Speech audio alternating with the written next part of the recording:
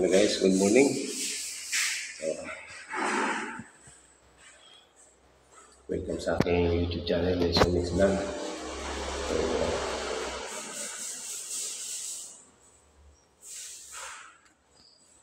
For today's video, share po natin kung paano tayo magpalit ng mga lumang outlet. So ngayon, bago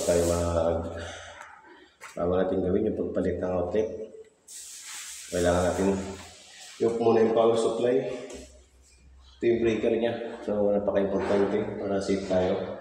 So ayan, ito yung breaker ng outlet dito sa ground zero. Tap natin. Ayan yung breaker niya. Dito yung sa tagging. Importante yung tagging. Pangalan ng breaker na sinusupply niya. Ayan, ito yung papalitan natin ng luma. Medyo sunog-sunog na. Ayan yung mga cause ng naglulus yung mga milk plug natin. Yung cause ng sunog. Ayan, sunog-sunog na yan. Siguro hindi maganda yung pag hindi maganda yung pagkakasaksak, like ng mga milk plug. Halimbawa nito, hindi maganda yung pagkakasaksak niya. Wala na ito para yung malimit. Mapapansin natin ito, nagsasaksak tayo ng mga milk plug, nahahatak, naiipit, ganyan. So nagkukuskusan yung, nagkikiskisan yung outlet saka yung milk plug. So nagiging cause yun ng pag-iinit. At pag umiinit siya, yun na, ayan o. Pansin nyo, sunog na. Ayan. Ayan, saka ito. Susunog na. So dahil sa hindi maganda o hindi maayos yung pagkakasaksak ng mga milk plug natin. Yung iba, nahahatak. Ganyan yung itsura niya pag nahahatak. So napakadelikado yun. Ganyan, mga ganyang itsura. Ganyan klase. Ganyan ang nagiging cause niyan. Makapansin nyo sa loob, may problema na yung outlet. So palitan na natin yan. Safe naman. Pakita natin yung sunog niya. Yung loob ng outlet.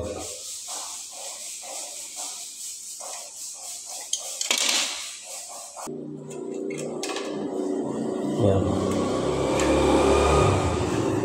Tanggalin natin. So yung mga luma itong linya, ang problema, hindi na sila gumamit ng grounding. Dapat kasi pag mga outlet, may mga grounding dito hindi sila gumamit ng grounding. So hindi na natin malalagyan. Ayan may itim na.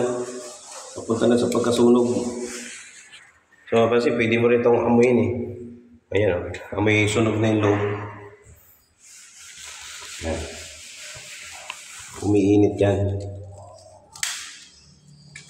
Pangit na. Ayan yung itsura niya, sunog-sunog na. Palitan natin ng bago.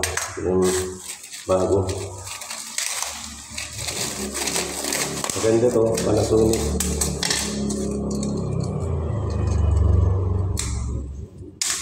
So, kung nagpapaayos ka rin naman ng mga bahay, o talagang luma na yung mga outlet ko, mas maganda kung palitan na ng bago. Palitan na ng bago, huwag na tayo magtipid, huwag natin tipidin yung electrical.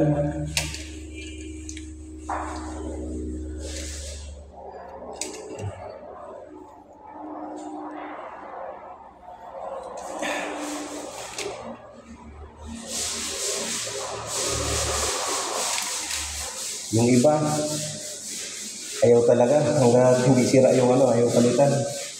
Hanggang pakinabangan pa. Titipid. namamahalan.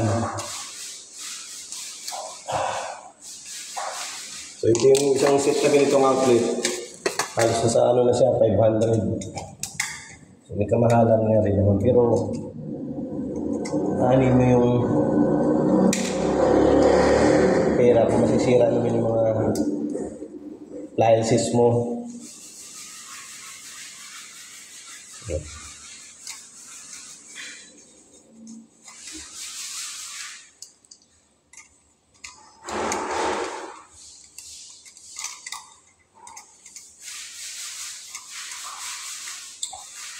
Ayan, ganyan lang naman.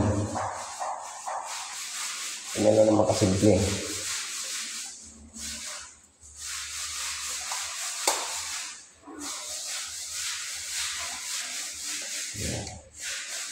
Okay.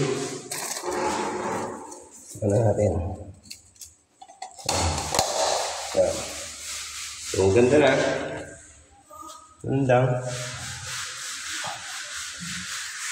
Ganun lang. Simple. Ayun pa yung isa. Sulok na yun. Outlet naman yun ng rep. So yun. So yun muna guys. Salamat sa panood namin mga video. Pa-like and share naman po para mas marami sa mga video. At subscribe. Salamat. See you next video.